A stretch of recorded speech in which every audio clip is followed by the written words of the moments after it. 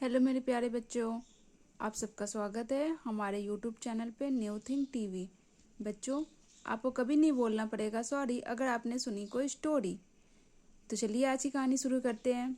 कहानी शुरू करने से पहले बच्चों, आप प्लीज़ हमारे चैनल को लाइक कर दीजिए, शेयर कर दीजिए और सब्सक्राइब कर दीजिए।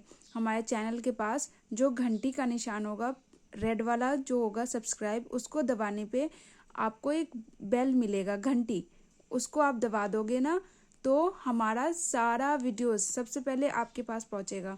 तो प्लीज़ लाइक कीजिए और सब्सक्राइब कर दीजिए हमारे चैनल को। आज की कहानी का नाम है विशेष ऊँट। एक गांव में उज्जवक नाम का एक बढ़ई रहता था। वह अपनी गरीबी से तंग आ गया था क्योंकि उसे अपने काम से उतना धन नहीं मिल पा रहा था जिससे उसका और उसके परिवार को भरपेट भोजन मिल सके। गरीबी से परेशान होकर वह दूसरे देश जाकर धन कमाने की सोचकर घर से निकल जाता है। रास्ते में एक जंगल से गुजरते समय वह देखता है कि एक ऊँटनी अपने झुंड से अलग होकर प्रसव की पीड़ा में थी एवं एक बच्चे को जन्म भी दिया। बच्चे के जन्म के बाद उज्जवक ने उन दोनों को अपने साथ लिया एवं अपने घर की ओर चल पड़ा। उसने ऊँटनी एवं उसके बच्चे की बहुत अच्छी देखरेख की। वह जंगल से मुलायम मुलायम पत्ते लेकर आया एवं ऊँटनी को खिलाया। इससे ऊँटनी के कोमल कोमल पत्ते को खाकर अपनी पीड़ा से थोड़ा सा आराम मिला। बढ़ई अब रोज ऐसा ही करने लगा। वह जंगल से ऊँटनी के लिए कोमल कोमल पत्ते लेकर आता, जिसे खाकर ऊँटनी अब पूरी तरह स्वस्थ हो गई थी। अब वह और भी ज्यादा दूध भी देती थी, जिसे पीकर ऊँटनी का बच्चा भी बहुत तगड़ा हो गया था। ऊँटनी का बच्चा कहीं खो न जाए, उसके लिए बढ़ई ने उसके गले में एक घंटी बांध दी। जब भी वह घर से दूर जाता, उज्जवक के आवाज देने पे वापस आ जाता।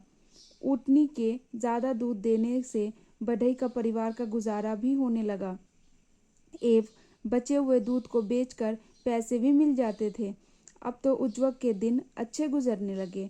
वह सोचता कि क्यों ना एक ऊँटनी और खरीद लाऊं, जिससे और दूध की बढ़ोतरी होगी और मुनाफा भी बढ़ जाएगा।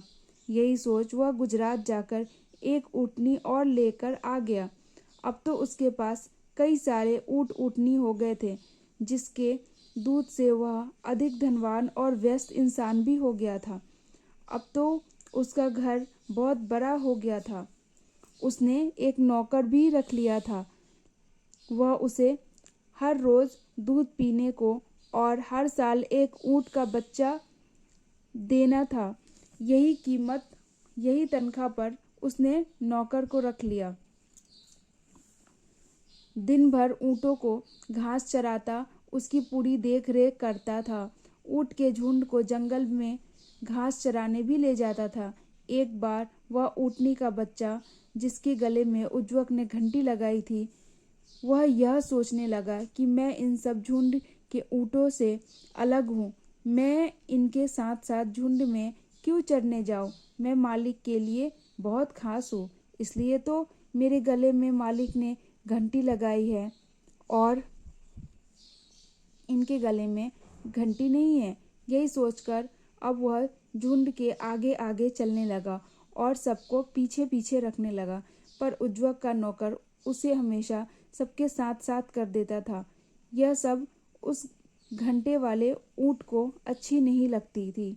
वह अपने आप को खास ऊँट समझकर ऊँट के झुंडों से अलग रहने लगा एवं अपने आप ही घास चरने भी जाने लगा और हमेशा देर से घर आने लगा। ऐसा देखकर उसे एक दिन झुंड के सभी साथियों ने कहा कि तुम अकेले घास चरने मत जाया करो, ये खतरनाक हो सकता है तुम्हारे लिए। झुंड के साथ रहने पे तुम पे कोई मुसीबत नहीं आएगी और कोई समस्या आने पे हम सब एक साथ मिलकर उसका सामना भी करेंगे। इधर घंटी वाले ऊँट को अकेले चरते चरते शेर ने भी कई दिनों से देख लिया था और उस पे अपनी नज़र भी जमाए रखा था कि मौका मिले और उसे अपना शिकार बना ले। दूसरे दिन फिर सारे ऊँट घास चरने गए, पर घंटी वाला ऊँट ने सबके समझाने पर भी किसी की बात नहीं मानी और खुद ही को विशेष मानकर सबसे अलग घास चरने लगा। घास चरते चरते वह दूर निकल गया और रास्ता भी भटक गया। वह बहुत कोशिश करने के बाद भी उसे रास्ता नहीं मिला और उसके गले की घंटी की आवाज़ को दूसरे जानवर सुनकर उसके पास आ जाते हैं। एवं उन सभी में वो शेर भी था।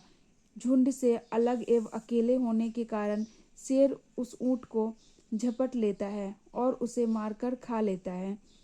शिक्षा: अच्छे सलाह को न मानकर दूसरों से खुद को विशेष मानने की कोशिश करने वालों का यही हाल होता है। ठीक है मेरे प्यारे बच्चों, प्लीज़ हमारे चैनल को लाइक कीजिए, शेयर कीजिए और सब्सक्राइब करिए। Bye bye.